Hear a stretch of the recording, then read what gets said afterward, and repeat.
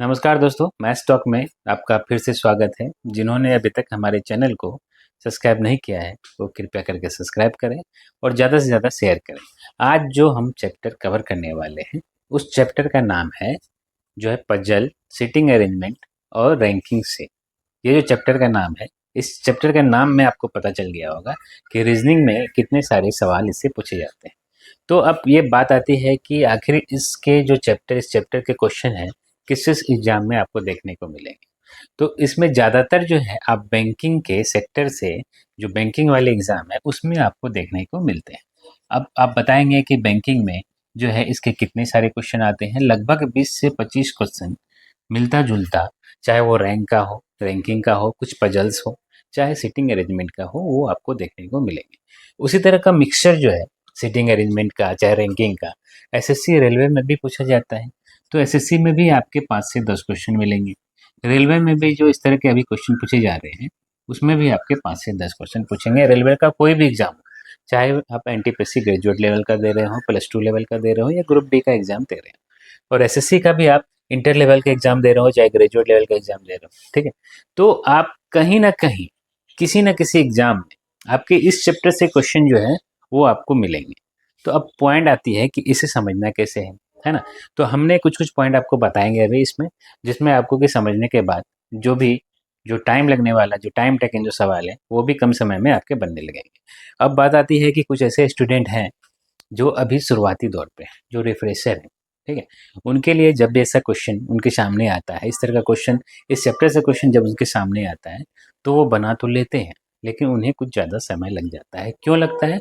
क्योंकि इसके कुछ जो रूल है, रेगुलेशन है, वो नहीं जान पाते हैं। तो आज उसी रूल रेगुलेशन की बात करेंगे हम लोग, ठीक है। चलिए शुरू करते हैं। सबसे पहले सिटिंग अरेंजमेंट के बारे में जानते हैं। सिटिंग अरेंजमेंट में जो हम लोग पहला पॉइंट पढ़ते हैं, तो पहला पॉइंट आता है लीनियर अरेंजमेंट।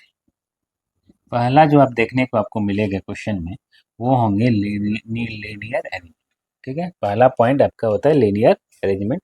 हिंदी में इसको बोलते हैं रेखीय व्यवस्था, ठीक है, रेखीय व्यवस्था। तो इससे रिलेटेड क्वेश्चन कैसे आते हैं? इससे रिलेटेड क्वेश्चन आएंगे जैसे कि कुछ सवाल बेंच से सवाल होंगे। बेंच पे, जैसे बेंच पे ये रेखीय, देखिए ये रेखीय है, तो ये आपका जो है हॉरिजेंटल लाइन है ना। हॉरिजेंटल लाइन है, ये भी आपका रेखीय में आता है। कभी कभी पंक्तियां वाली लाइन में आता है। पंक्तियां यानी कि एक पंक्ति में 10 जो है कोई स्टूडेंट लगे हुए हैं किसी स्कूल में, एक के पीछे दूसरा है, दूसरे के पीछे तीसरा है, तो ये भी आपका लीनियर में आएगा। तो उसका लीनियर अरेंजमेंट आपका ऐसे सीधा होगा। और अभी घंटी बज रहा है, अभी पूजा पाठ होगा इसलिए रुके हैं। ये जो आपका लाइन है इसको हम लोग क्या बोलते हैं? वर्टिकल।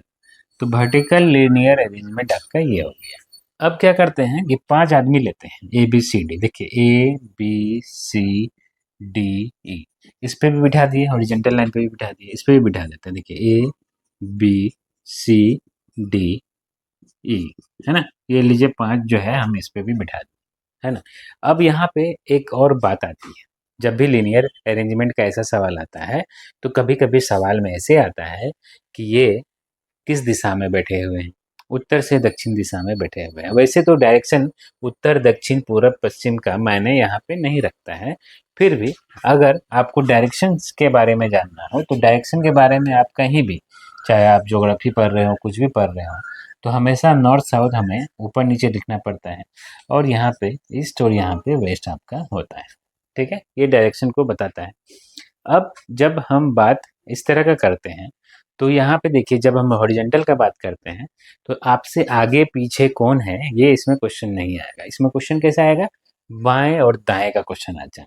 तो इसमें बेंच वाले सवाल या लीनियर वाले सवाल में, हॉरिजेंटल वाले में आपसे 2 पॉइंट आएंगे सामने, या तो लेफ्ट की बात हो रही होती है या तो राइट की बात हो रही होती है। और इसमें भी कुछ है ऐसे पॉइंट है जो कन्फ्यूजन पैदा करते हैं। अब वो पॉइंट है क्या, ठीक है।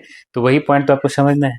तो इसमें 5 आदमी बैठे हुए हैं, 5 पर्सन ऐसे बैठे हुए हैं, ए बी सी डी ई, जिसका फेस आपके सामने है, पहला पॉइंट।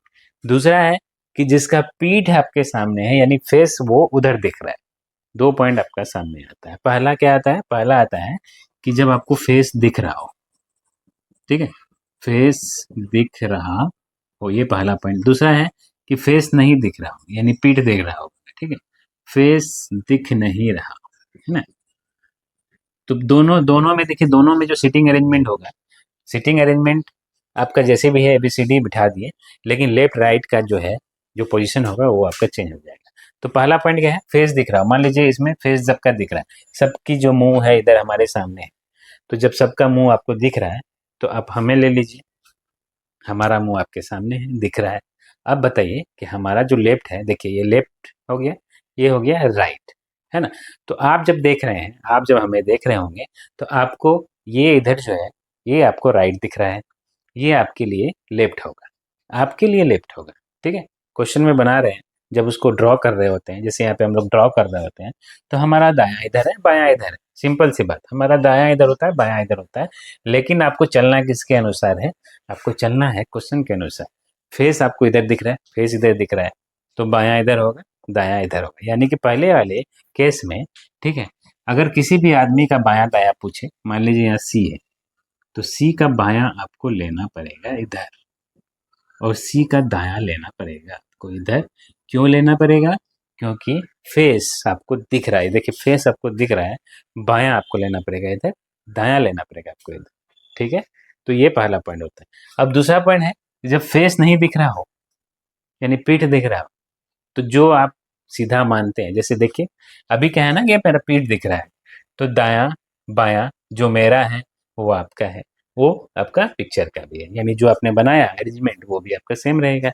तो इसमें जो है आपका यहाँ पे बन जाएगा, ये यहाँ पे आपका हो जाएगा बायां, ठीक है, यानी जो बायां दिख रहा है वो बायां है, और जो दायां है वो आपका दायां है। कहने का मतलब इस ABCD अब इस तरह बैठा हुआ है कि पीठ इधर है और उसका फेस जो उधर है, यानी कि दायां इधर है, बायां इधर है। तो इसमें क्वेश्चन पूछेंगे कि C के दाएं कौन है, तो C के दाएं D भी है, E भी है। और ये भी पॉइंट वाली बात है, जब आपसे पूछे C के दाएं कौन है, तो C के दाएं जितना है वो सब आपका आंसर होगा, D भी होगा, E भी होगा। लेकिन जब क्वेश्चन पूछे कि C के ठीक दाएं कौन है, तो C के ठीक दाएं D है, C के ठीक बाएं B है। तो ऐसा क्वेश्चन आपका आएगा। तो दोनों पॉइंट है, आपको दोनों समझना है इस तरह के लीनियर वाले। उसी तरह से वर्टिकल वाले में आ जाइए। तो वर्टिकल वाले में जब भी आते हैं तो बायां दायां से इसको कोई लेना देना नहीं है।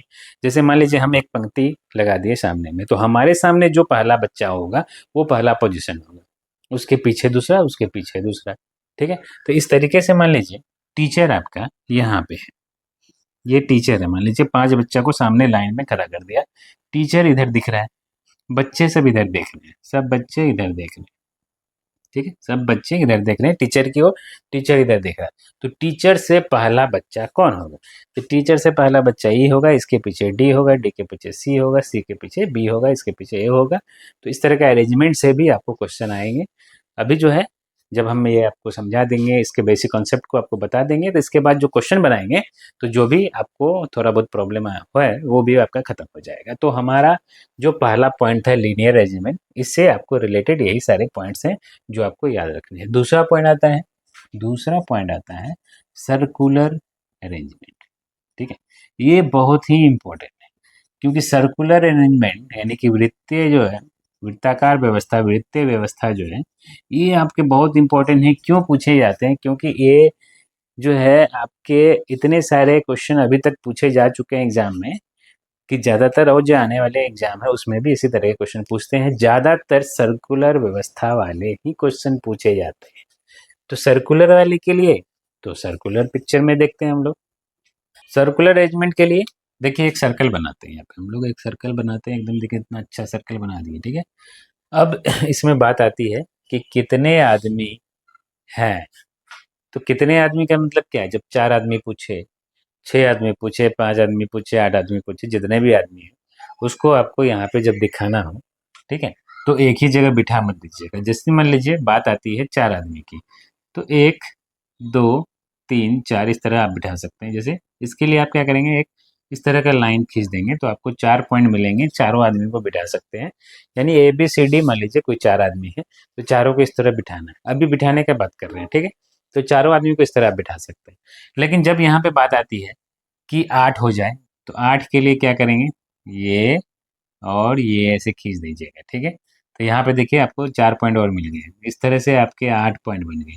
8 पॉइंट का मतलब है कि 8 आदमी को तो आप इस अरेंजमेंट से बना सकते हैं, ठीक है।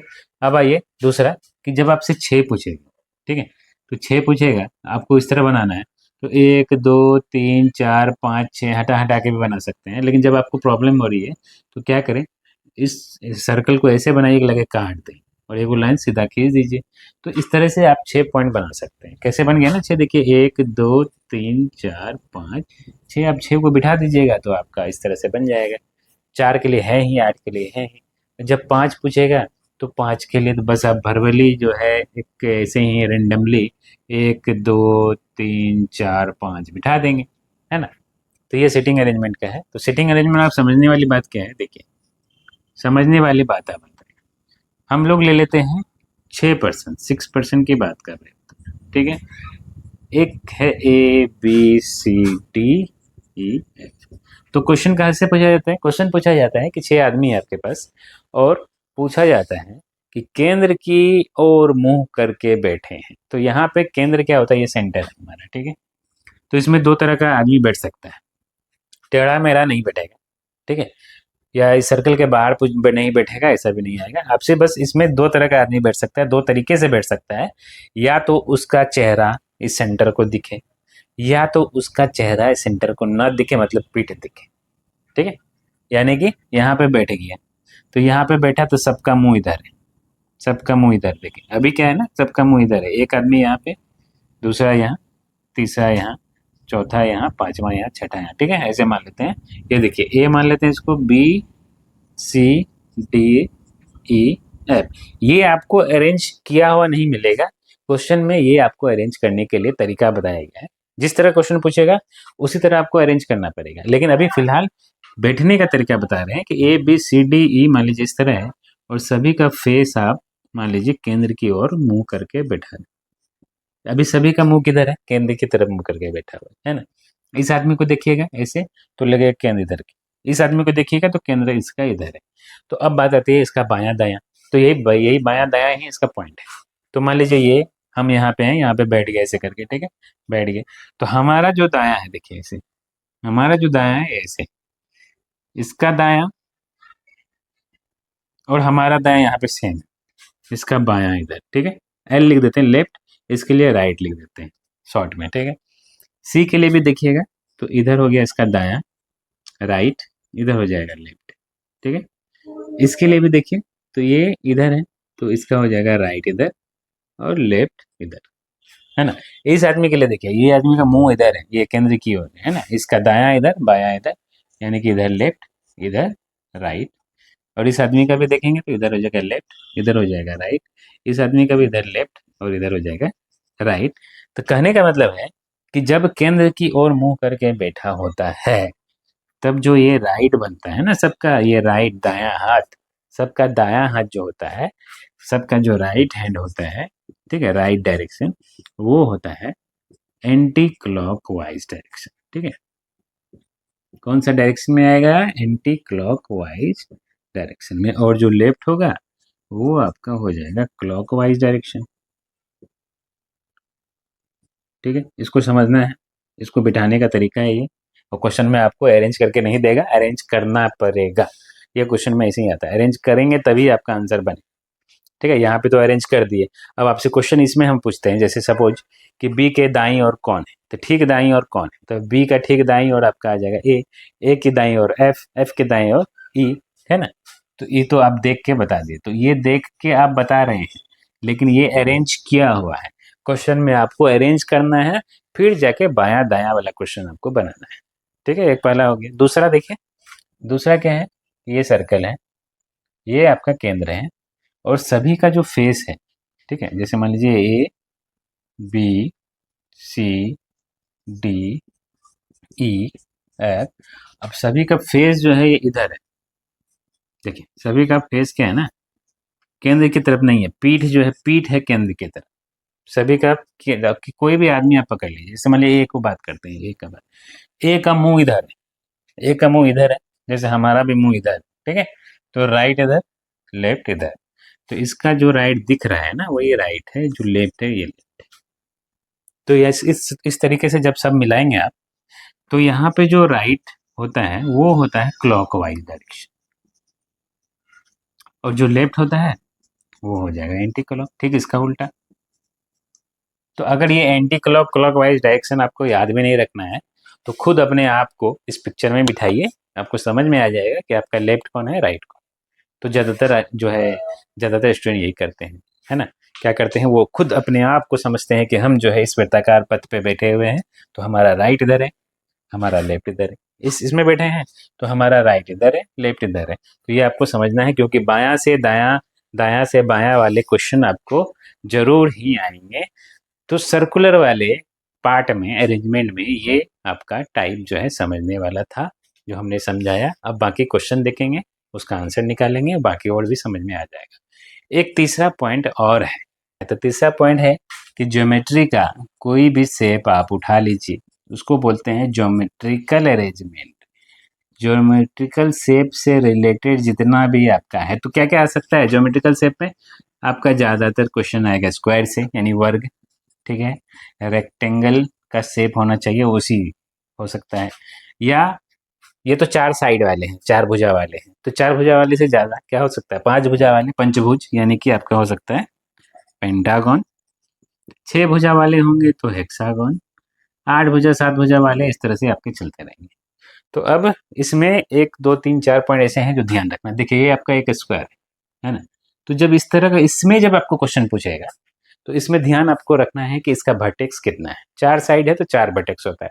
ठीक है, ये आपका वर्टेक्स है ना, ये शीर्ष जिसको बोलते हैं, ये शीर्ष बिंदु है ना।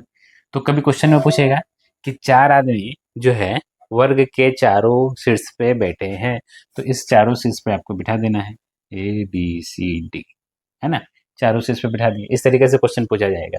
या क्वेश्चन ऐसे भी हो सकता है कि 4 और आदमी हैं जो इसके साइड पे बैठे हैं, तो मान लीजिए PQRS। तो PQRS जब भी जैसे आपको लगेगा, जैसे क्वेश्चन में पूछेगा कि A और B के ही बीच में जो है बैठा हुआ है कोई P, तब ऐसे बिठाना है P। तो ये सिर्फ समझाने के लिए है, क्वेश्चन के अनुसार ये बदल सकते हैं, तो क्वेश्चन के अनुसार आप वैसे देखें। ठीक है, रेक्टेंगल भी इसी तरह का होगा। अब जैसे पेंटागन हेक्सागन की बात कर रहे हैं, देखिए 1 2 3 है ना, इसके बाद 4 5 6, ये हेक्सागन है, 6 साइड है, तो 6 साइड है, तो आपका देखिए यहाँ पे शीर्ष कितना मिलेगा, 6 ही मिलेगा, 3 4 5 6, 6 मिलेगा। फिर इसमें 6 साइड है, तो अब 6 का तरीका किस तरह है बिठाने का, वो आपको क्वेश्चन के अनुसार देखना है। तो इस तरह के क्वेश्चन जब भी आएंगे तो हमें जानना है, बस इसका क्या है ना, ज्योमेट्रिकल शेप है, ज्योमेट्रिकल अरेंजमेंट है, यानी कि आपको स्क्वायर यानी वर्ग, आयत, इस तरह के क्वेश्चन से रिलेटेड है। तो ये ज़्यादा भी इस तरह का नहीं है। ठीक है, तो इसमें भी आपका क्वेश्चन ये भी हो सकता है कि इसका मुंह किधर है, तो इसका मुंह मान लीजिए केंद्र इसका यही होगा, इसका भी केंद्र यही होगा। ठीक है, तो इसका मुंह इस तरह कैसे है। तो जब भी इस तरह का क्वेश्चन पूछे ज्योमेट्रिकल शेप से, तो आपको जो है वही सर्कुलर वाले पाथ से ही की तरह जो है, जिस तरह से हम लोग सर्कुलर अरेंजमेंट बनाए हैं उसी तरीके से बनाना है। बस इसमें पॉइंट क्या है ना, 1 2 पॉइंट क्या है कि इसका शीर्ष बिंदु पे कभी बैठने को मिल जाएगा इसको, या कभी साइड पे बिठाने वाला कोई आदमी मिल जाएगा। तो उस तरह के अरेंजमेंट आपको इसमें देखने को मिलेंगे। अब दूसरा जो हम लोग तरीका है, रैंकिंग के बारे में समझते हैं। ठीक है, रैंकिंग यानी कि रैंक क्या है। ठीक है, रैंकिंग में क्या क्या पूछा जाता है, रैंकिंग में पूछा जाएगा कि उसका पोजीशन क्या है, वो किस जगह पे बैठा हुआ है, 5वें जगह पे है, 6ठे जगह पे है, या जो है किसी एग्जाम में वो मान लीजिए सफल हुआ, ठीक है, कोई टॉप किया, और कोई है ना तीसरे सेकेंड स्थान पे रहा। जो टॉप होता है वही फर्स्ट होता है ना, जो सेकेंड स्थान पे हो, कोई थर्ड स्थान पे हो, और कोई जो है धीरे धीरे धीरे नीचे आके बॉटम में सबसे लास्ट।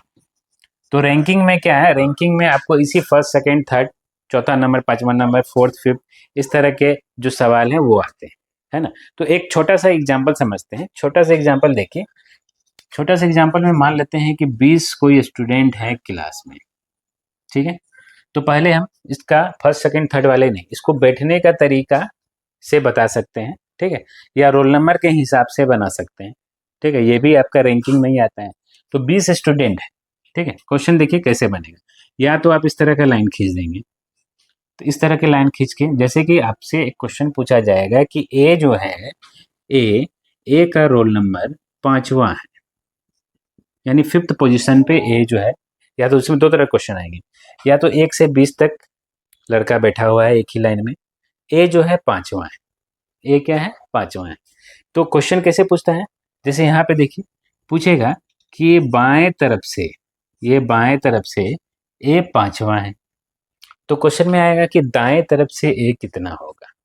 तो ये तभी आप निकाल सकते हैं जब आपको टोटल स्टूडेंट पता हो। तो यहाँ टोटल स्टूडेंट 20 है, तो यहाँ पहला बच्चा, यहाँ 20वां बच्चा, है ना। तो एक यहाँ देखिए शुरू कीजिए, 1 2 3 4 5, पांचवा बच्चा, 5 स्टूडेंट को हटा दीजिए। आपके पास 20 में से 5 स्टूडेंट जब हट जाए तो आपका 15 स्टूडेंट बचता है, यानी कि इसको छोड़ के यहाँ से लेके यहाँ तक 15 आपके पास स्टूडेंट है, ठीक है। अब इधर से जब काउंट करेंगे दाएं से, क्वेश्चन में भी दाएं से काउंट करना है, तो आप 15 बच्चा यहाँ से यहाँ काउंट कर लेंगे, 1 2 3 4 5 15 बच्चा। ये जो आएगा ये आपका बनेगा 16वां, क्या बनेगा, यानी कि दायां से ये बनेगा 16वां, ध्यान रखिएगा, बायां से पांचवा, दायां से 16वां, और दोनों को जोड़िएगा तो हो जाएगा 21, लेकिन स्टूडेंट कितना है 20, तो ये आप दिमाग से हटा देंगे, ठीक है। ए जो है ये इधर से भी काउंट हो गया, इधर से भी काउंट हो गया।